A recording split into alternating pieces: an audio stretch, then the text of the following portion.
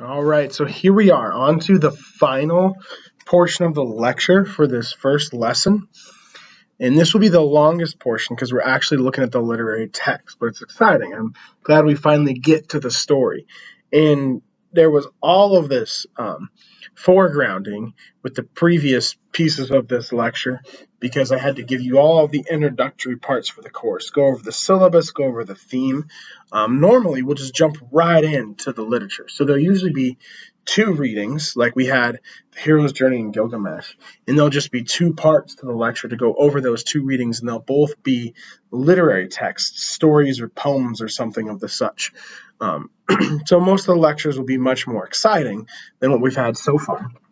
But now we get to the exciting part, and they'll obviously also be shorter. But here we go. Let's finish.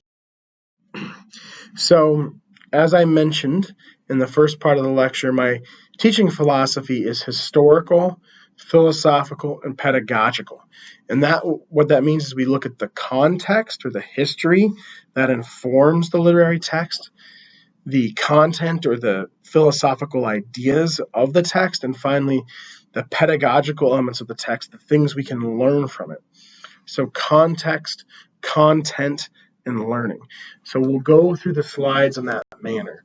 So before we jump into Gilgamesh, I want to give you just a little bit, a brief historical background. I always think it's important to know where the author came from and what their world was like. That helps us understand the story so much better. And Gilgamesh has quite an interesting history. It's considered the greatest work of ancient Mesopotamia, which is a kingdom from several thousand years ago, and one of the earliest pieces of world literature. In terms of what we consider literature, a story or a narrative, as opposed to other kinds of documents, Gilgamesh is the oldest existing story we have written down. No other literary work of the ancient world spread so widely across cultures and languages, meaning many people told, wrote, and read the story of Gilgamesh in different places and times before it came together as like the one piece we have now in our textbook. It was popular for centuries, but then forgotten for almost 2,000 years. So people read it multiple thousands of years ago, but about 2,000 years ago, people stopped reading it. And then in the 19th century, just a little more than 150 years ago, the manuscript from which the text in our textbook is translated was discovered. So it was like buried all this time. And then people found the manuscript, and now we're reading again after 2,000 years of people not reading it. But before that 2,000 years, the 1,000 or so years before that, it was widely read. People were reading it all the time. There's an interesting comparison we have in this text of a historical king to an epic hero. Gilgamesh is an epic hero. We're going to talk about what that means in just a minute on the next slide. But he was also a real person. And we don't know very much about the real person because he lived so long ago. We don't really have many, if any, historical documents from that time, but we do know there was a real king named Gilgamesh who ruled over Uruk around the time the story takes place. So we don't know how similar is the epic character in the story to the real man. We don't know. But it is interesting to think about as we read that there was a real person that the story is, at least in some way, maybe just loosely, but in some way, based on. So because of this history of it kind of spreading to different cultures and languages over time, it was not written by one author, but evolved gradually over a millennium, starting in 2100 BCE.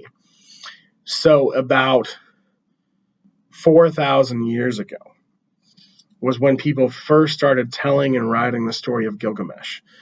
And so from 2000 to 1000 BC, for 1,000 years, different authors in different countries speaking different languages told out loud or wrote down the story of Gilgamesh. And that happened for 1,000 years. So from 2000 to 1000 BC, they did that. And then for over 2,000 years, from 1000 BC until about 1850, no one read it. But from 2000 to 1000 BCE, lots and lots of people read it. So the earliest versions from that century of it being popular were written for and read aloud to kings of the third dynasty of Ur, which is a Sumerian language. So the language, even though it was part of the Mesopotamian kingdom, the language is actually written in the translation we have is Sumerian. So there were different versions, but the Sumerian one, that's the language the version we have comes from. There was a traditional Babylonian version adapted from the Sumerian that circulated for about 1,500 years.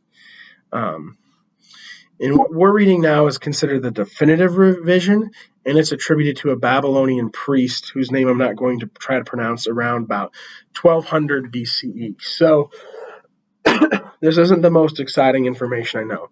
But what these last 4 bullet points mean is that for about 1,000 years, Gilgamesh was written and read aloud by different people in different places all over the Middle East and the Mediterranean.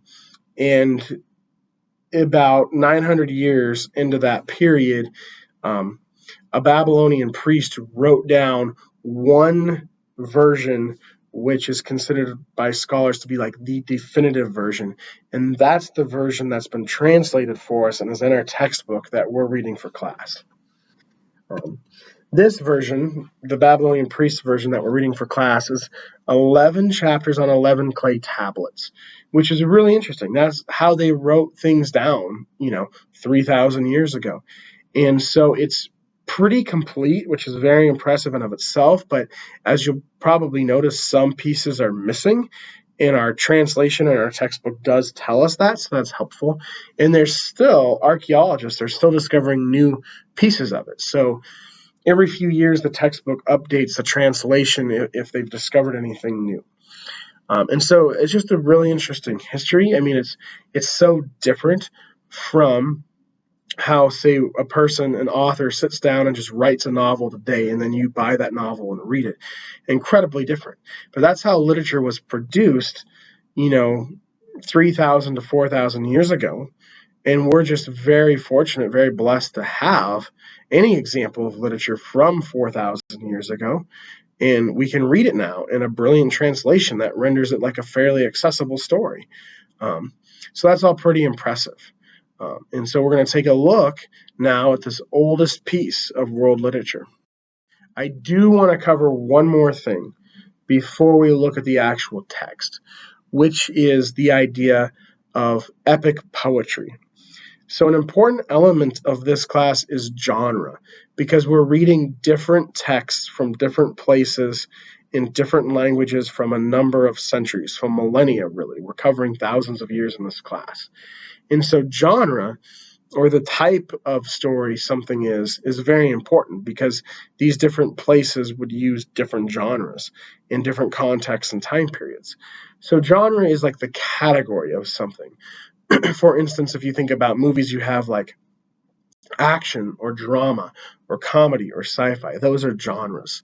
So what are some of the genres we're studying in this class? We're studying poetry. We're studying drama, which are plays. We'll study philosophy. We'll study religious readings like the Hebrew Bible. But when it comes to poetry, which is the genre we're studying the most, and you're like about to stop and drop the class because I said we're studying poetry the most. Hang on, hear me out here. They're all different types of poetry. And the kind of stories you're probably most used to reading are novels. The novel was not invented until about 500 years ago, and it wasn't widely popular until about 150 years ago.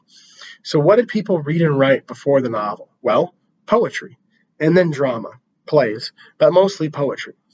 So why poetry? Well, we talked about this a little bit on the last part of the lecture in part 4, but Gilgamesh was kind of an exception in being written down. Most cultures from the ancient world, like the Greeks and the Romans, a lot of people were illiterate, and they didn't always have the technology to write things down like we do now. So stories were told out loud.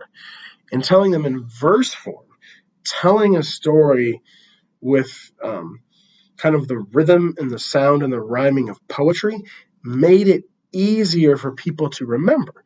And so you have different kinds of poems. You have short lyric poems where you have just a few lines that describe something. And that's the kind of poetry you're probably used to reading or have heard of before. And we will read some short lyric poems later in the quarter. But you also had epic poems. And those are the long narrative poems that tell a story that weren't written the way novels are written because people had to tell them out loud and they had to have tricks like rhyming and sound and rhythm to remember them. And so why do we call this particular genre of narrative poetry epic poetry? It was the first genre because it's the genre in which Gilgamesh and the Iliad and the Odyssey and the Aeneid are written. So it's our very first literary genre. Why was it the first one? Well, for what I just said, people wanted to hear stories. The way we binge Netflix, people back then listened to stories out loud. So that's why it existed. But why call it epic? Well, people in the ancient world were very fascinated with a certain type of story. And that story is an epic. So we're going to look now at what an epic is. And it's a Greek word that means a long poem narrating or telling the story of important historical or cosmic events. So people at this time were very interested in the big things going on, huge long wars or cosmic events. Novels about kind of ordinary life, that's what we call realism. That genre didn't come around until about 150 years ago. So they're long poems that tell about big events, for instance, like the Trojan War. They often have elevated language, a panoramic sweep of action, a large cast of human and divine characters. So a lot of events happen in an epic poem because it's very long, and there are a lot of characters, and some of those characters are usually gods because the cultures from which epic poetry comes are, Mesopotamian, Greek, Roman, Indian. So they believed in multiple gods. Most cultures in the Judeo-Western Christian world, which is where most of us probably come from, are what we call monotheistic. Christianity, Judaism, Islam believe in one God, but these ancient Mesopotamian, Greek, Roman, Indian, Chinese cultures usually believed in multiple gods. And so the gods were often characters in the story, as we'll see. They frequently tell the foundation or destruction of civilizations or cities. So big sweeping events. And the Iliad, which is the next epic poem we'll read after Gilgamesh, is about the fall of Troy. And the Aeneid, another epic poem that comes later on from the Roman Empire, is about an individual, Aeneas, fleeing the fall of Troy and then building the Roman Empire. So the destruction or foundation of a civilization is not always a theme. It's not a theme in Gilgamesh or the Odyssey, but it is a theme in the Iliad and the Aeneid, so it often is. But even when they're not about that, they're always about the physical, psychological, and spiritual journey of one protagonist. So this is partly where the hero's journey comes into play, but many of these ancient epics focus on one character. For instance, the Iliad contains the fall of Troy, but it doesn't give the Trojan War lasted 10 years. And the Iliad only takes place over a few months. So it's really about what the main character of the Iliad, Achilles, goes through, his physical as well as his inner psychological, spiritual journey during those few months. And we see how Gilgamesh, as much as it tells the story of his people, is really about Gilgamesh and what he goes through. They often feature long speeches where protagonists remember past events and justify future actions. This was part of how the poets would remember the stories, is they'd have these long speeches. But it's also something people just enjoyed in the ancient world. Epic poems or narrative poems and plays often have long speeches by characters. And you didn't have history books like you have now, because you didn't have much that was written down 3,000, 4,000 years ago. So sometimes the best way to remember a past event was to tell it, through the epic poem. That's what you see in the Iliad with the Trojan War. poetry has a repetition of lines, and so you see, if you've read Gilgamesh for the homework, you'll see how they say the same thing, they repeat it multiple times. That was another trick to help speakers remember the story so they could tell it out loud again and again. And there's often a lot of parallels and contrasts, really similar characters and then different characters that are starkly different or starkly similar, again, to help the speaker remember the story. Because these were long storylines. And so the Iliad and the Odyssey were told out loud for centuries.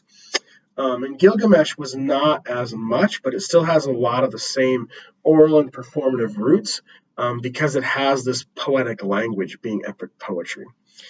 So hopefully you have a pretty clear idea now of what an epic poem is. It's a long narrative poem that, even though it's technically poetry, reading it in translation is more like reading a novel or a story.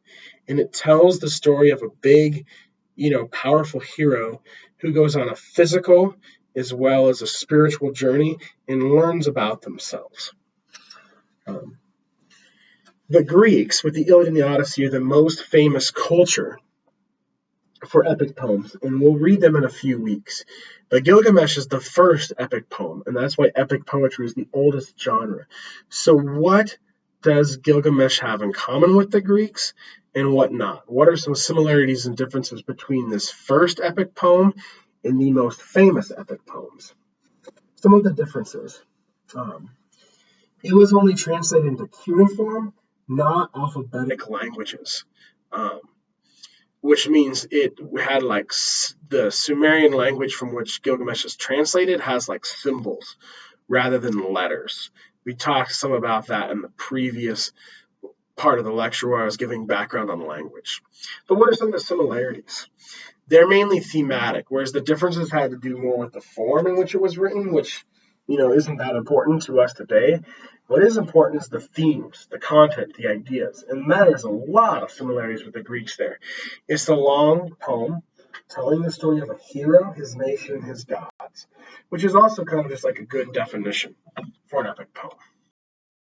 All right, so hopefully that background on the poem itself and on its genre is really helpful and helps you understand it better. We're going to dive right in now to the actual poem, the actual narrative. And, excuse me, like I've said before, I have a process I go through when I teach, which is historical, philosophical, pedagogical. We've covered the historical. We're ready to move on to the philosophical.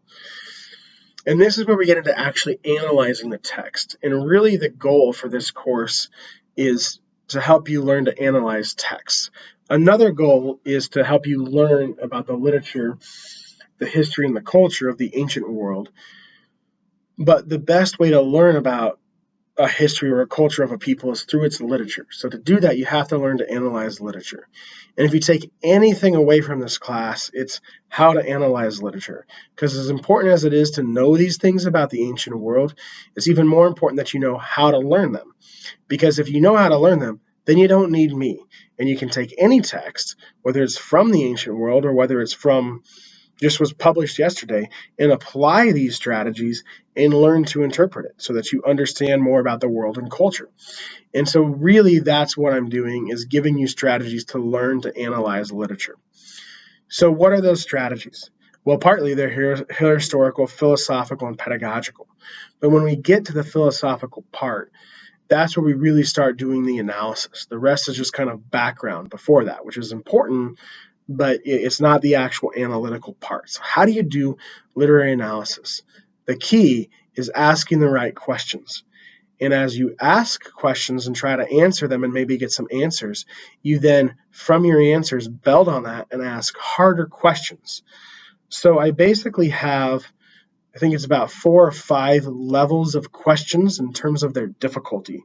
And as you answer them, you'll become a better reader and a better literary analyst, and you'll know how to do literary analysis by the end of the course. That's the goal.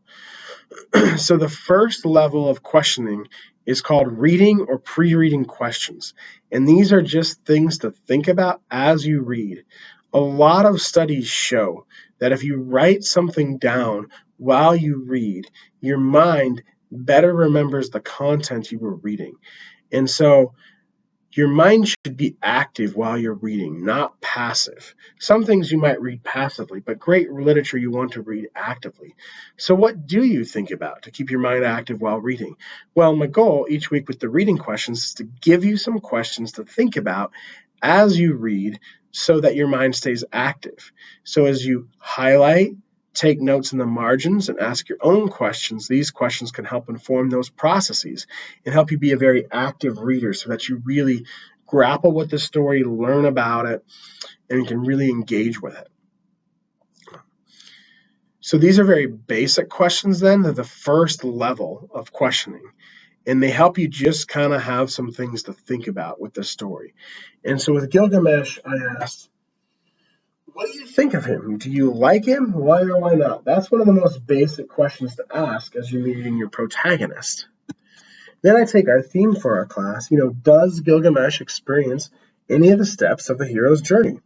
And so this is something you can take notes on as you read. In the margins, you can write whether you like Gilgamesh or not. You can also note, crossing the threshold or seizing the sword, if any of those things happen as you're reading. Finally, one of the most important questions, does he experience change or growth? Campbell, with the hero's journey, argues that this journey is both outward and inward. And so the inward part, the character grows tremendously. And, Campbell's argument implies that that's a really appealing thing to readers to see a character grow. And that's why that story pattern, that pattern of the hero's journey shows up all over the world. So there's two things to think about here. One is, does Gilgamesh change and grow like Luke Skywalker or anyone else who takes part in the hero's journey? Or is he pretty much the same guy at the beginning of the text? And then part B of this question is Campbell right? Is that important?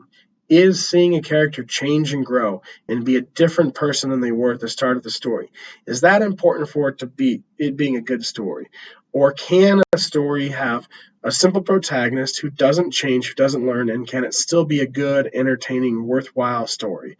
A story that offers something of value, a story from which we can learn something. I'm not saying yes or no to this. I'm asking you to think about it, and I'm really curious to hear what you think.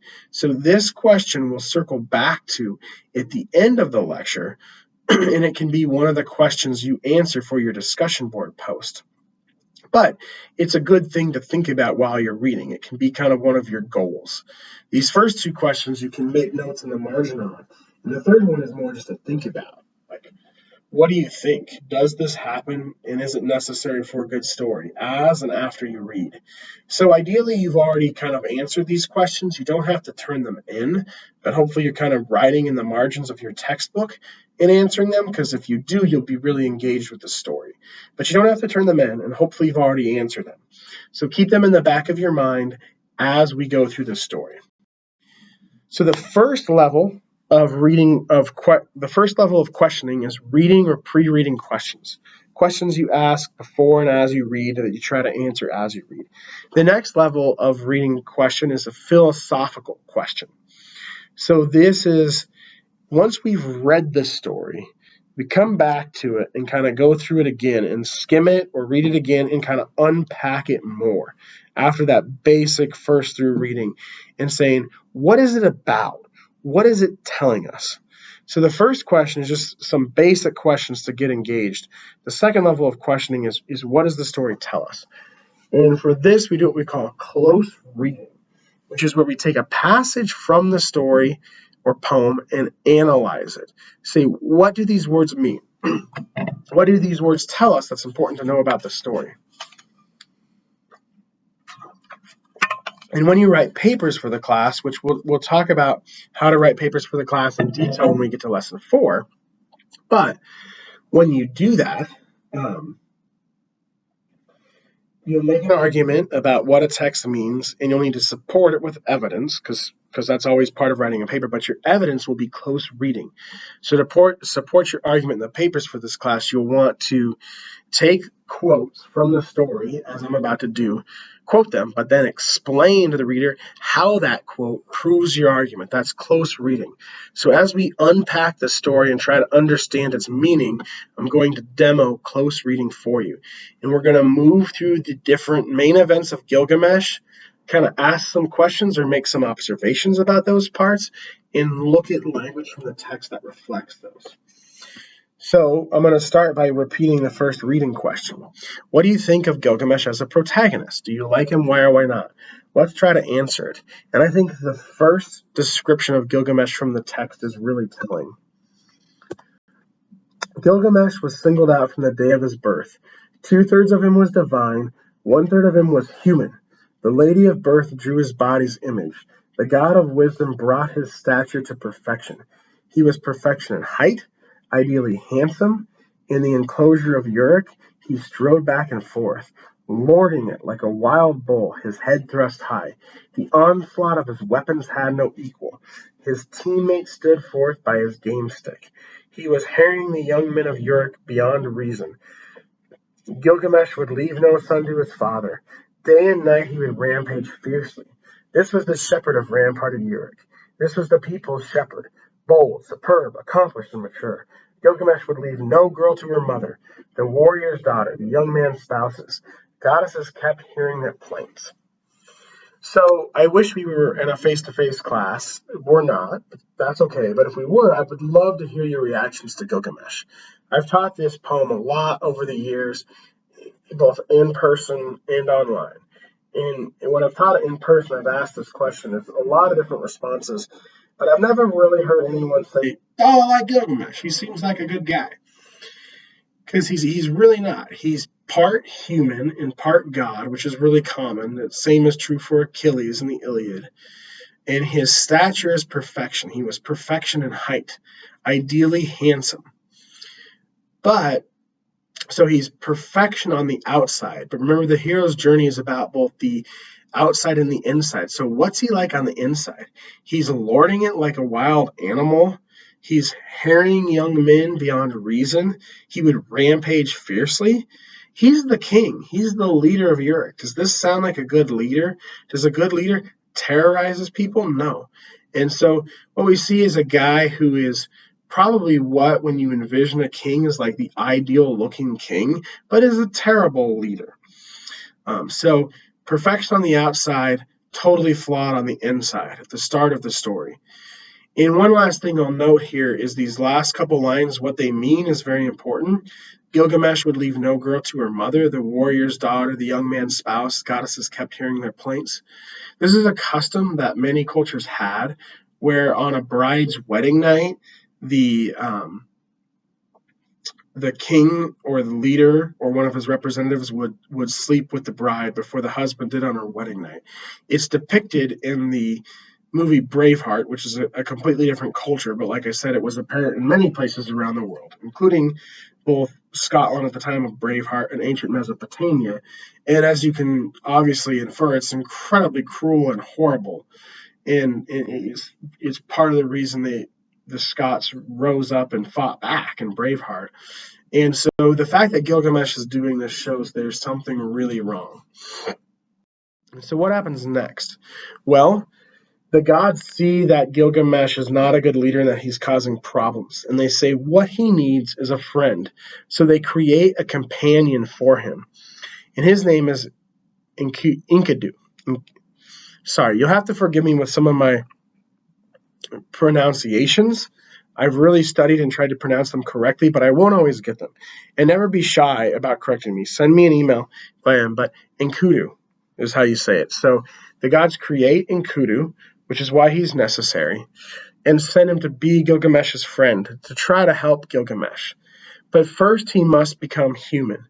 And the woman the gods send to help Enkidu is Shamat.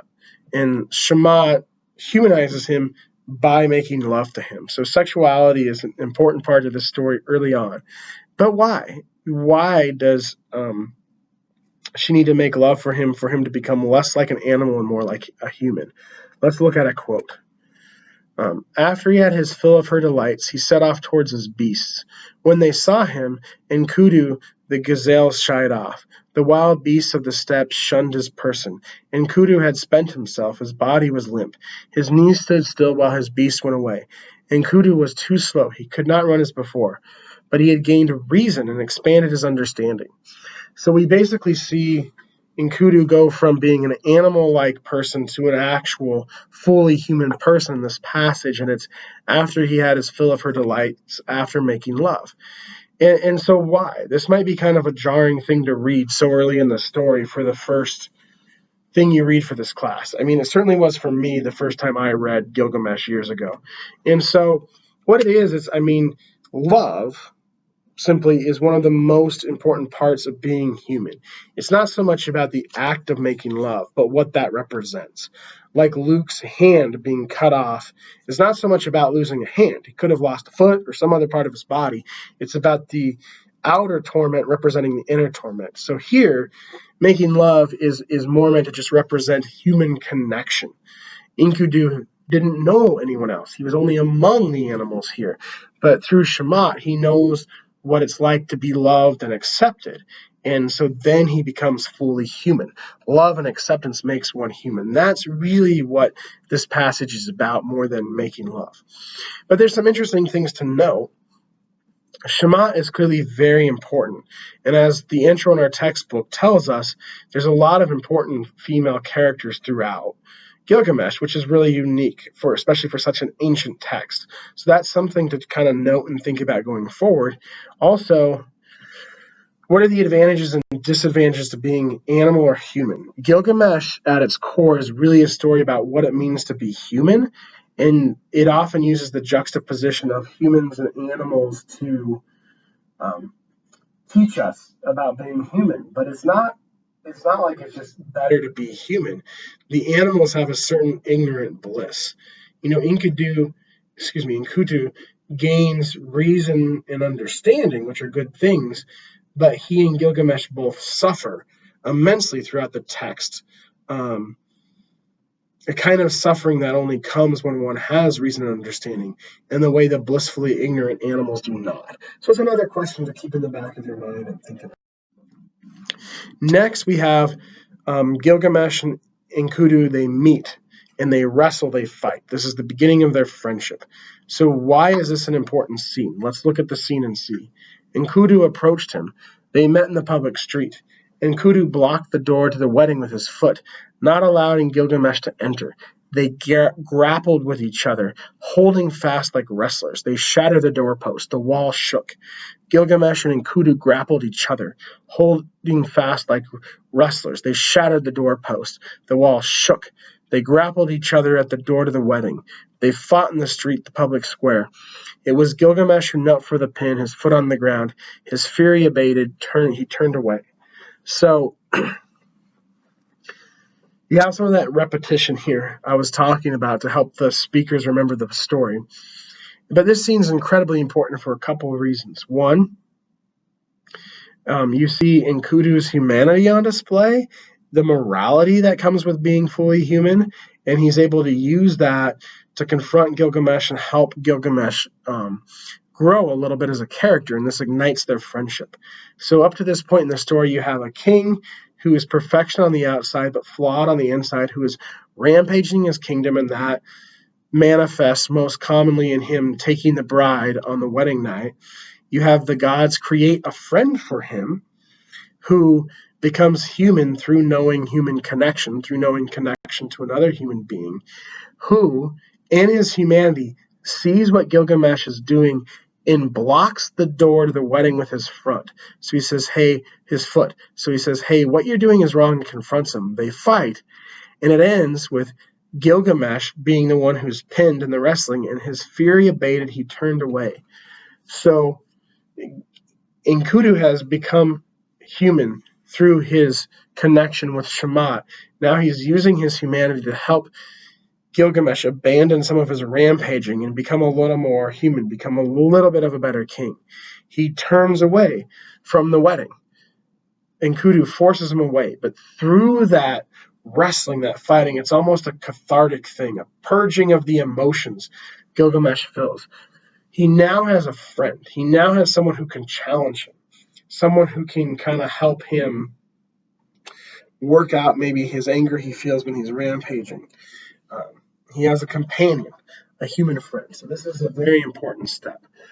So we've covered like the first part of the textbook where we see Gilgamesh as king, we see the coming of Enkidu, we see the beginning of their friendship and the initial change in Gilgamesh. Now we're ready to transition to kind of the next phase of the text, which is what happens when the two of them now as friends go on adventures.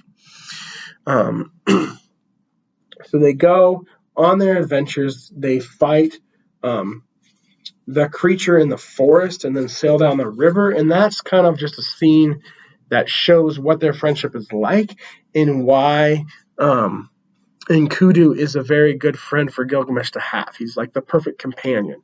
Their adventure in the forest shows that. But Gilgamesh is still, he's not perfect yet. He's still a flawed human, and he's very prideful. So his pride ends up being Enkidu's undoing. And that's the next big event. The goddess Ishtar is kind of enamored with Gilgamesh's achievements in battle, and so she is attracted to him and flirts with him, but Gilgamesh rebuffs her. And instead of doing it politely, instead of rejecting her politely because he's prideful, he insults her. Pride is the most common human flaw in the epic heroes of these ancient texts. And so she sends... He's radiant from battle. He attracts the goddess. He insults the goddess. So she sends the bowl of heaven after him and rampaging in his city, and he kills the bowl of heaven. So the gods say, there has to be a punishment for this. You can't just kill the bowl of heaven. And because Gilgamesh is part divine and Enkidu is fully human, Enkidu has to die. And so for the first time, when Enkidu dies, we see the suffering of one of the main characters. We've seen the suffering of Gilgamesh's people when he's rampaging. But between the two main characters, Gilgamesh and Enkidu, here we see one of them suffering for the first time. And so Enkidu realizes his humanity, which has been a good thing up to this point, also leads to suffering because it means he's mortal. It means he'll eventually die. And so even though he has this wonderful connection with Shema, he's so upset over dying that he says to her, "May your purple finery be expropriated. May filthy underwear be what you are given. Because you diminished me an innocent, yes, me an innocent, you wronged me in my steppe." So the steppe is the location where like the animals live. And this phrase is repeated over and over again throughout the poem. So it's a very important phrase to remember. But what it means is just the place where the animals are. So it's always a phrase associated with animalism or animality, being animal rather than human. And he's saying he was innocent. This comes back to that idea of that human-animal question I posed earlier. Before he was innocent, before Shamat helped him become human, he was innocent. Now he knows he'll die. He knows that's going to be painful and he's going to suffer. So he's kind of saying ignorance is bliss. And we should try to answer that question as we read. That's a good question for you to pursue on the discussion board or in a paper is ignorance bliss? Is it better to not know that one will suffer and die, or is it better to have the full human experience, even though it entails suffering and dying? So I don't think Enkidu he's being contrary to his own nature here. I think he loves Shamat, but he's so upset about dying, he's cursing her now. His anger at death, he's unfairly taking out on a person he loves. And so Enkidu's death is obviously very important because it shows Gilgamesh's pride. He loses his friend, so that's important, but it also shows that he could die. He's part human and part divine, but because he's part human, he's not immortal like the gods. He will die. But he's so powerful and part God, he did not realize this until now. And so Enkidu's death is a huge turning point. The most interesting part of Gilgamesh is where the last phase of it. So we kind of looked at the first third. This is the second third. Now we're going to look at the final third, which is where Gilgamesh pursues immortality, tries to become immortal. And that's far and away the most interesting part of the text. And Enkidu's death sets it off because Gilgamesh, for the first time, realizes that he will die one day too, and it could happen any time, just as it did for Enkidu. So he experiences fear of death for the first time, and this actually makes him seem less human. Even though fear of death is a very human thing, it's kind of like he descends into more of an animal state at this point, perhaps almost like approaching the inmost cave, to recall the hero's journey. Shall I not die too? Am I not like Enkidu? Oh, woe has entered my vitals. I have grown afraid of death, so I roam the steppe. So he's like descending here into an animal state because he's been so shaken to the core by his friend's death, and even more than his friend's death, his realization of his own mortality. And so he repeats this over and over again. Oh, woe has entered my vitals. I roam the steppe. As he meets various people on his journey in his search for immortality. So this is very important. And it's helpful to keep in mind as we consider his growth as a character that here he seems to kind of become less human when his friendship, his time with Enkidu, who's now gone, had made him more human. So there's two very important things that happen on his journey for immortality. The first is his conversation with a tavern keeper. He's searching. There's one immortal human, only one human who will live forever. And he's pursuing that man so he can ask him about his immortality. And several individuals guide him there on his way, but the most important one is the tavern keeper Siduri, who's another important female character. And this is what she tells Gilgamesh. Gilgamesh, wherefore do you wander? The eternal life you are seeking you shall not find. When the gods created mankind, they established death for mankind. And withheld eternal life for themselves. As for you, Gilgamesh, let your stomach be full. Always be happy, night and day.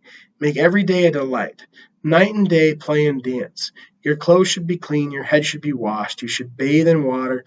Look proudly on the little one holding your hand. Let your mate be always blissful in your loins. This, then, is the work of mankind. So,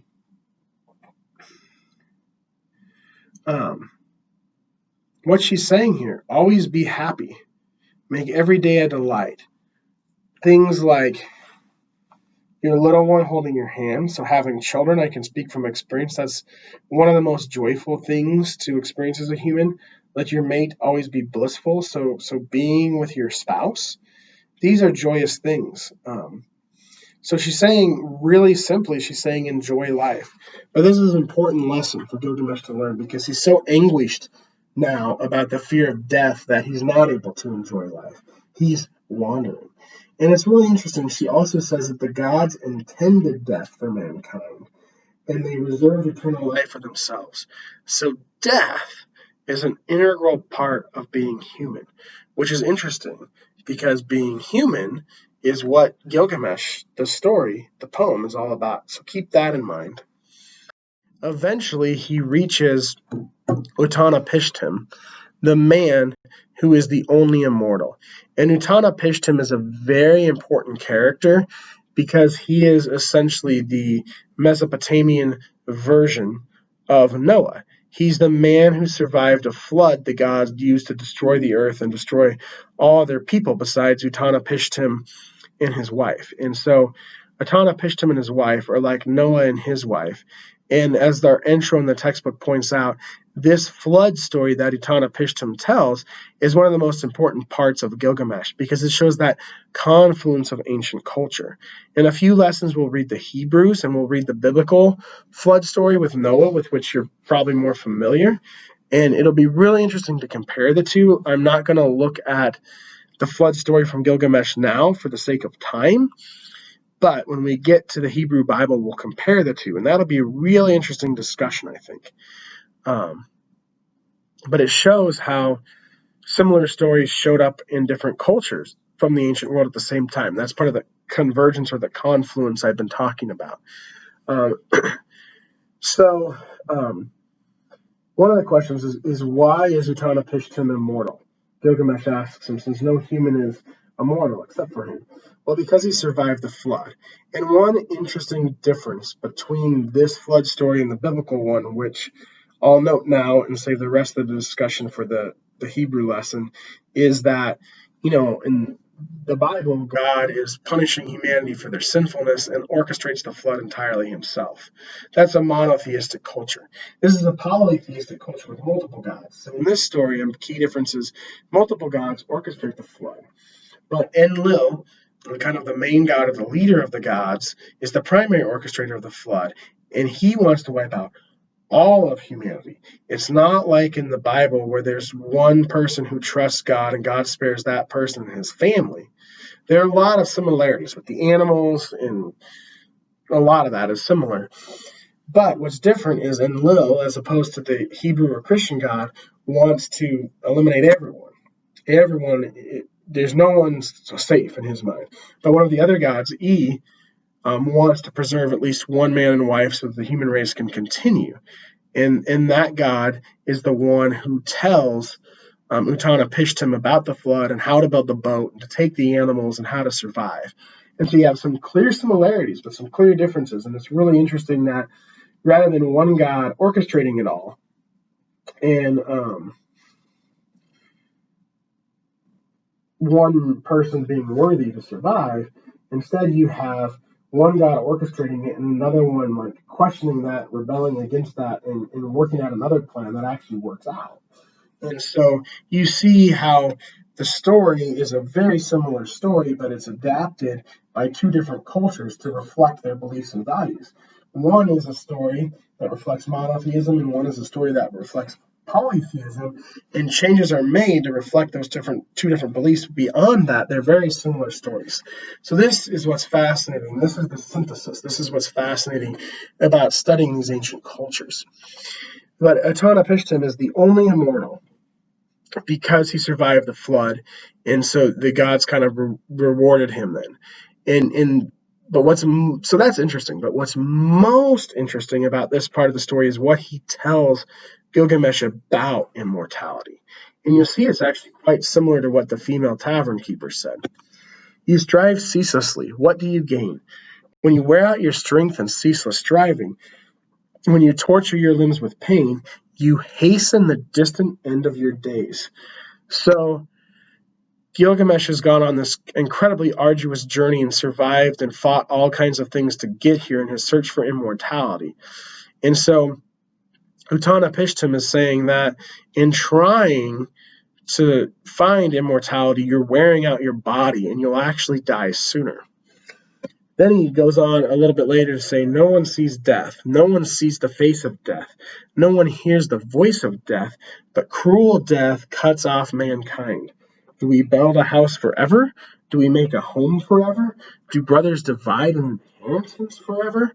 So the things we usually do, just the ordinary occurrences, building a house, making a home, living with family, these things don't last forever. They eventually end.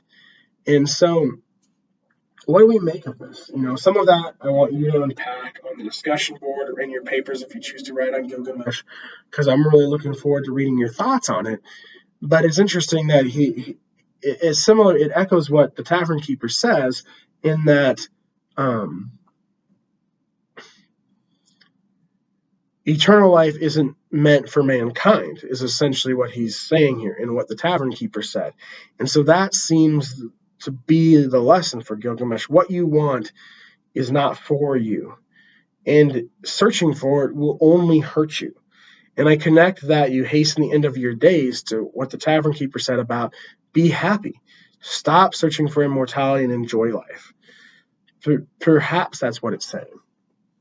So that really brings us to the end of the story. The last important thing is that Utnapishtim's wife convinces him to give show Gilgamesh how to get the flower that will give him immortality. But the snake takes the flower away. And then Gilgamesh returns to his city. So the snake taking the flower away is interesting because you have Utnapishtim who will live forever, But he doesn't have any, there's nothing said about children of his that will live forever or anything. And so you have another connection or parallel or similarity to the Bible there, where the snake takes away the ability for mankind to be immortal. And the other important thing about the final scene is that Gilgamesh returns to Uruk, and it ends with a very kind of mundane description, just a description of Gilgamesh describing to the boatman what Uruk is like, the size of its walls and stuff. But what's interesting about that is Gilgamesh has returned to the primary world after going on this adventure, after taking the call to adventure with Enkidu. So see some of the hero's journey there. It gives the story a cohesive, kind of complete, everything has come full circle. Gilgamesh has returned to his kingdom. Is he a changed man? So I said there's four levels of questioning, The first is the reading or pre-reading questions that are basic questions to help you guide your first reading of the story and keep your mind active while you do it. The second level are the content questions that help us unpack the story, where we read it or revisit it a second time and unpack it by saying, what does it all mean? What is it about? The third level of questioning is, what do we learn from the story? And so for the third level of questioning, I'm going to give you some questions, and I'm only going to talk about them briefly. I'm just going to kind of prime the pump, if you will, and leave them for you to answer on the discussion board. So these are the questions you'll answer on the discussion board. And then the fourth level of questioning is where you move from the discussion board to your papers. And you go from what have you learned about the story to what do you want to teach others about the story. So the learning questions, the questions that the third level that address what have you learned about the story for the discussion board are these. For the first two, I think we should revisit those reading questions because those are really important. And so now that you've read the whole story and heard the lecture, do you think Gilgamesh experiences any of the steps of the hero's journey? I've talked about a couple that he does, but are there any others? Great question to answer. And then, do you believe he has changed and grown by the end of the story, or is he basically the same person?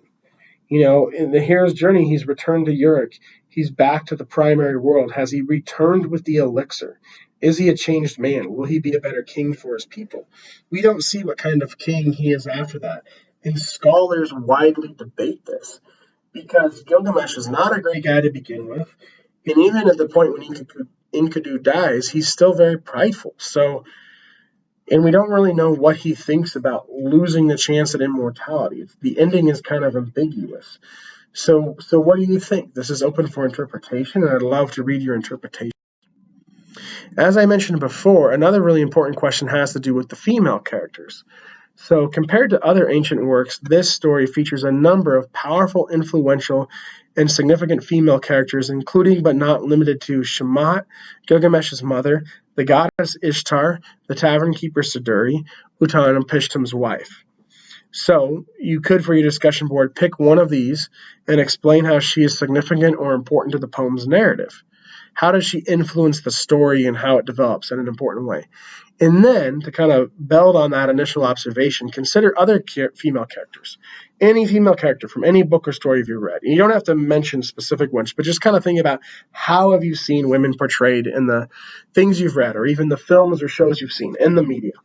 And is there anything unique that stands out about one of the female characters from Gilgamesh when compared to kind of the general portrayal of women in the media that you've experienced throughout your life? Finally, as I said, Gilgamesh is a meditation on the human condition. So I've often asked myself, as I've taught this over the years, why is it such a beloved story? And the question I've come to is it's about the human condition. And when we talk about good books or fun books versus great books, the great books teach us about what it means to be human. And Gilgamesh certainly does. Enkidu becomes human. It helps humanize Gilgamesh so that he stops terrorizing people. But then Gilgamesh kind of descends to being an animal again when he's afraid of death. And finally, he seeks immortality, something that would make him a god, no longer human, but loses it. A snake steals it from his hand. And so at the end of the book, he knows His days are limited, and he will die one day as a mortal human, and he's now returned to his city to be king. So it's all about being human. It asks at almost every turn of the page, what does it mean to be human? But I'm not answering that question. I'm asking you, what does the story of Gilgamesh, how does the story of Gilgamesh answer the question, what does it mean to be human? That's your fourth question to choose from, and I think there's a wide variety of answers for it, but the fact that Gilgamesh asks it is what makes it a great story, so I can't wait to read your responses to that question or whichever one you choose.